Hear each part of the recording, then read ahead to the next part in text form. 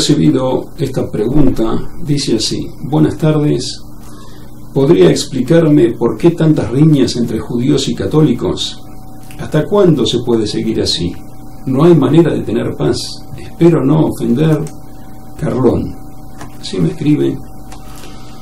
Y vamos a responder. Las riñas del judaísmo con la Iglesia Católica se iniciaron desde los inicios, prácticamente, incluso antes de que la Iglesia Católica fuera denominada así, católica, porque cuando surgió la idea de Jesús, ya hubo confrontación con los sabios de Israel que seguían con la idea original, o sea, con la Torá original. Jesús implantó una reforma y eso fue mal visto por los sabios. Por eso comenzaron las riñas. Después la Iglesia Católica fue creciendo y en ese momento comenzaron las riñas más severas porque hubo derramamiento de sangre, hasta llegar el año 1492, que fue la época crítica, donde después del decreto de Alhambra se expulsó a todos los judíos de la península ibérica y se decretó que quien no se convirtiera al catolicismo tenía que abandonar la península sin sus bienes, dejar todo su bien, el oro, la plata en la península, y abandonar la península. O se convertía al catolicismo o abandonaba la península, y hubo ahí mucho derramamiento de sangre. Después en Portugal ocurrió algo similar 4 años más tarde, y después en el año 1505 el Papa de esa época hizo censurar del Talmud todas las partes que hablaban de Jesús, y así siguieron las guerras, las riñas, los problemas, los ataques, hasta el año 2016. En el año 2016, de manera milagrosa, cambió todo. Algo impensado, algo histórico, que quedó registrado. Hay un informe del Vaticano registrado, se difundió en la prensa de todo el mundo. En el año 2016, el sumo pontífice Francisco declaró públicamente que el pacto de Dios con los hijos de Israel sigue vigente. Créase o no, es un documento que está registrado en el Vaticano y lo podéis encontrar en todos los medios de difusión. Asimismo está escrito: el pueblo de Dios no anuló su pacto con el pueblo de Israel, y asimismo está escrito en ese documento: los católicos no deben presionar a los hijos de Israel a convertirse al catolicismo.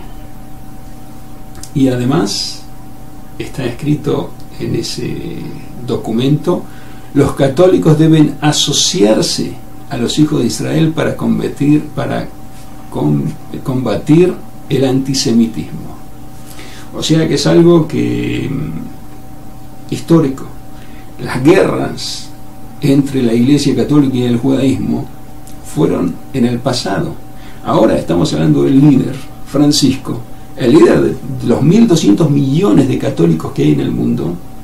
Él dijo claramente: Dios no anuló su pacto con el pueblo de Israel. No hay que forzar a los hijos de Israel a convertirse al catolicismo. O sea que hay que respetar al pueblo de Israel. Se terminó la guerra de católicos contra judíos. Eso se terminó con esta carta, con este documento. Esa guerra se terminó.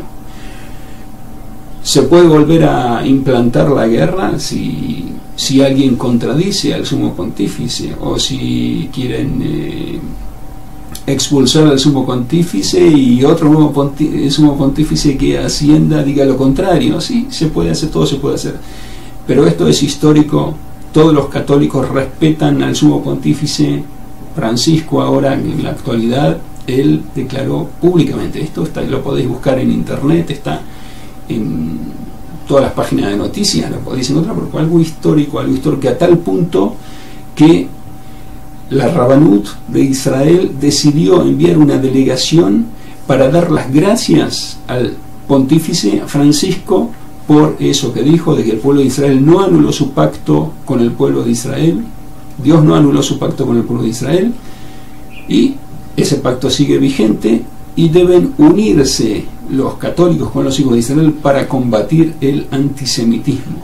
Esto fue agradecido por los rabinos, una delegación de Rabanut, fueron a visitar en una sinagoga, el sumo pontífice fue a una sinagoga en Roma, y ahí le agradecieron por esto que él dijo. Por tanto, esa guerra quedó en el recuerdo.